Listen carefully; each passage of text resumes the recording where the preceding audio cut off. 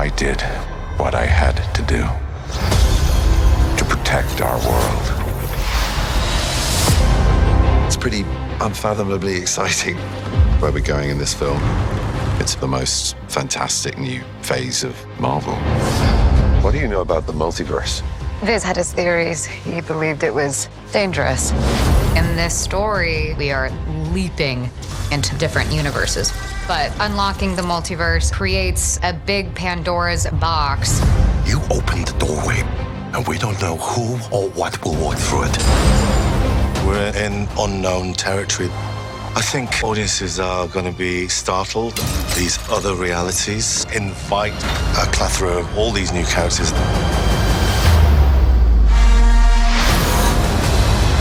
Telling the stories was such a gigantic endeavor. It had to be large because it had to not only paint a picture of our universe, but of multiple universes. We need your help. It was a great opportunity to pair two of the most powerful superheroes together. It's got a sort of darker tone to it. And with Sam Raimi at the helm, he's a master of that. We wanted the fans to go, oh, how cool. I mean, that really was our goal. We wanted to give the fans what they wanted, just not exactly what they expected. The stakes are real. He's literally coming up against versions of himself. Things just got out of hand.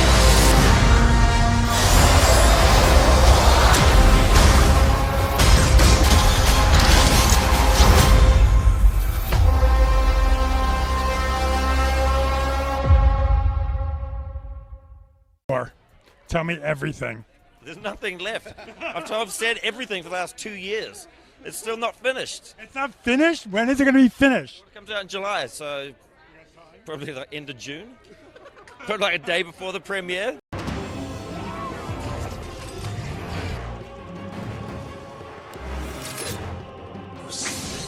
What is good, YouTube? Warstu here with another video on the Marvel Cinematic Universe, predominantly talking about the news that has come out in the last 24 to 48 hours. So, if you are new around here, make sure to subscribe to never miss any of the Marvel DC pop culture based content we do on this channel. If you could, share the video out, turn notifications on, comment and subscribe to the channel. If you want to see the beautiful face behind the beautiful voice, just check us out on Instagram at Warstu and give us a follow over there. We are pretty close to 23,000 followers. But more importantly, if you could follow me on the Twitter sphere, aka Twitter, WarstuG. I've got like 25 followers over there, and the handle isn't at Warstu because someone robbed it when I temporarily changed it for literally 5 minutes and I couldn't get it back. So let's go into the news. So everyone was expecting a Thor Love and Thunder trailer yesterday because a bunch of people made some funny hands, and no, nothing came out yesterday, just like I told you it wouldn't. Now, we did have the Indian voice dubbing actor for Chris Hemsworth say that his voice dubbing is now complete. Now, that does not confirm or affirm or give affirmation or confirmation that the trailer is complete. All that's telling you is his part of the trailer is complete. So there is a lot of fake news, a lot of breaking exclusive nonsense going around the Marvel community saying the trailer is expected to come out somewhere between April the 13th and April the 20th. And that is absolutely nonsense. It's guesswork. You know why? Because Marvel generally drop trailers on a Monday. So if it is going to come out, it would be on the 18th to 25th or the 2nd of May or the 9th of May. And seeing as Multiverse of the Madness comes out in the UK on the 6th, you will be able to watch it in most places on the 5th.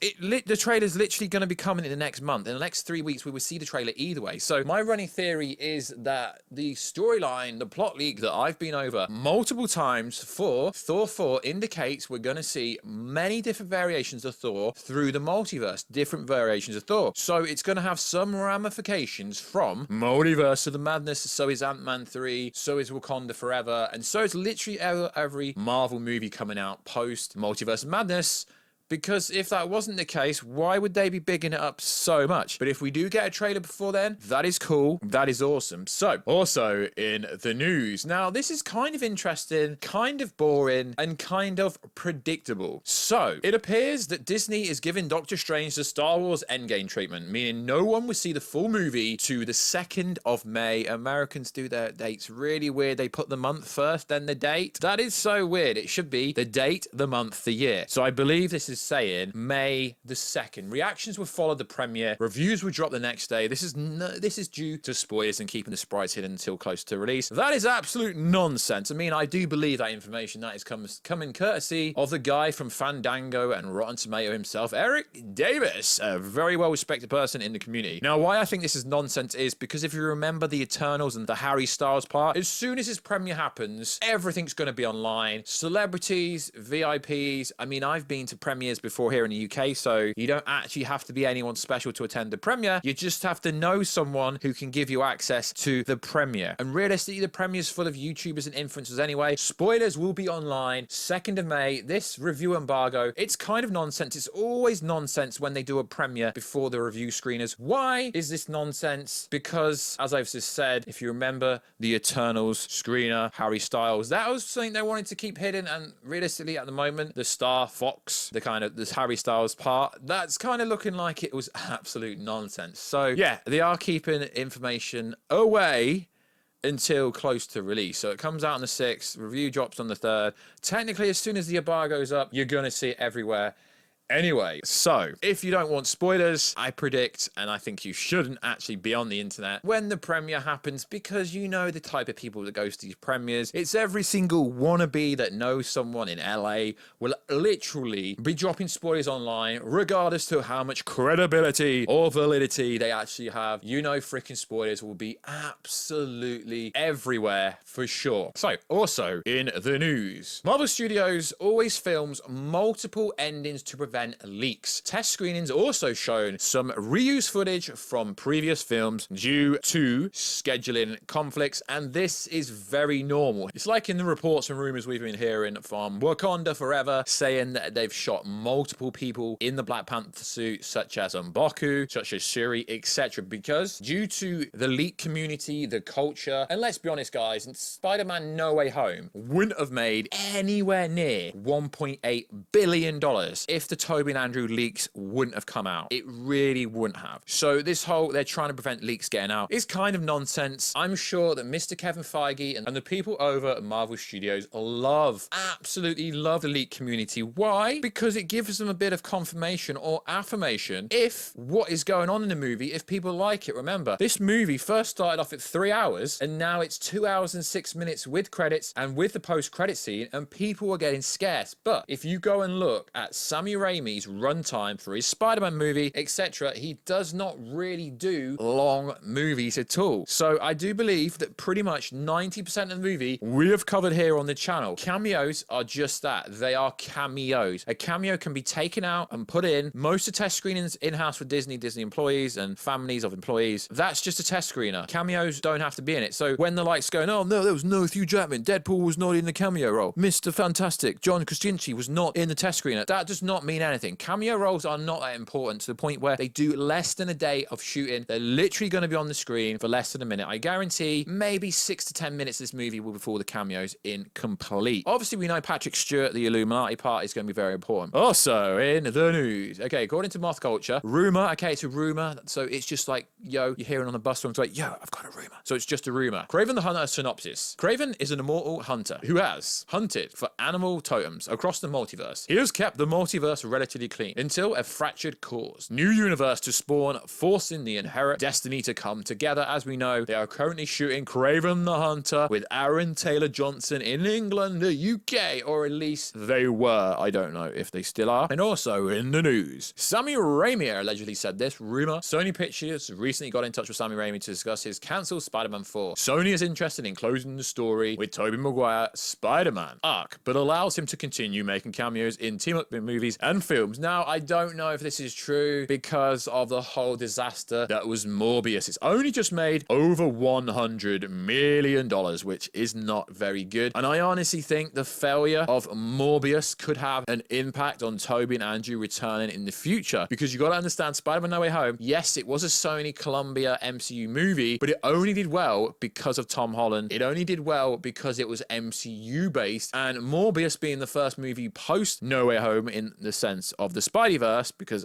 I mean, roundabout way, it is part of the Spideyverse. I honestly think this could ruin Tobey and Andrew returning in the long run. As we know, Tobey is supposed to appear in Multiverse and Madness, and it's supposed to be like a zombified version of Tobey Maguire. He's supposed to have a fight with Wanda Maximoff, and he is supposed to die at some point within that movie. So I honestly still believe that's happening, but for Morbius to pull in $100 million is pretty weak, because Sonic 2 has already overtaken it and pulled just over $140 million, and it is absolutely smoking it. So it is a cool time to be a comic book fan. It really is, because the Thor Love and Thunder stuff, yes, they are promoting it heavily, but there is no need for Marvel to promote it properly with a teaser trailer before Multiverse of Madness. What is the point of hyping up a movie for July when we haven't even got to the main movie, which is Doctor Strange 2? I mean, they did post a new featurette yesterday, which some people are re-uploading to YouTube and calling it the final trailer. It isn't really a trailer. There isn't really any new footage. It is literally Benedict Cumberbatch and Elizabeth Olsen talking about their roles within the movie. We know Wanda is going to kill Professor X in the movie. We know this is a one and done position for Professor X. It's pretty obvious that is the case. And the featurette just made it so clear to me that Wanda is fighting Captain Marvel. It is not Iron Man, although I do believe, and I have been told multiple times, that Tom Cruise, Superior Iron Man, will appear in this movie. It's just a case of where is he going to appear in a movie. Now, you've got to understand, all these crazy cameo roles, they will be in the movie, but the movie isn't about the crazy cameo roles. And realistically, they weren't about the crazy cameo roles in No Way Home either, because Tobey and Andrew were in the movie for at least 30 minutes plus. That is not a cameo role. A cameo role is literally a few minutes, if that, a day or so of shooting, if that. So it is going to be very interesting to see what happens going forward with will there be any crazy leaks? Because as I put a post up on Twitter the other day, there is literally no hype for Doctor Strange. I mean, don't get me wrong, people are hyped for it, but the ticket sales went mad in America for like a day or so, and then they peaked. I mean, people are saying, if you go by reports, that the 20 million they've sold already is equivalent of $200 million opening weekend. I always find these opening weekends really freaking odd, because an opening weekend, sure, is very important, but it isn't pinnacle, and it doesn't define a movie is going to be good or not. Now, I understand this video is kind of a bit random, and we didn't really go over any leaks and stuff, but we kind of did. I do believe the future of Andrew Garfield and Tobey Maguire returning is dead and buried, unless Morbius can somehow pull $300 to $400 million at least, and I don't believe I'd do that. Let me know, guys. Do you think I'm wrong? Do you think we're going to get the Thor 4, the Thor Love and Thunder, which sounds like a freaking porno, trailer before Doctor Strange 2? Do you think that? Do you think we're going to get to the premiere for Doctor Strange 2 on the 2nd of May, which I presume they're on about the LA one, because that generally it is the premiere, though they sometimes have them in the UK, central London, and sometimes in other places, but generally it is LA. Do you think Variety, the dude at Variety, is going to, put a spoiler out there, which will be the biggest spoiler ever? I do find it funny, because Marvel loves the leak community, yet they don't, yet they do, yet when one of the big trades leaks something, they don't really say anything, yet if it was a small YouTuber or a big YouTuber, they'd literally revoke their access to these kind of events. So it is freaking fascinating. So let me know everything down below, guys. If you got any video ideas, if you want me to cover anything, just let me know down below. If you want to work with me in the sense of a brand deal or something, just hit me up, warstubusiness@gmail.com. It's the only for business inquiries. And if you could check us out on Instagram at Warstu, and if you could check us out on Twitter at WarstuG, and I will catch you in another video, guys, very soon. Catch you later.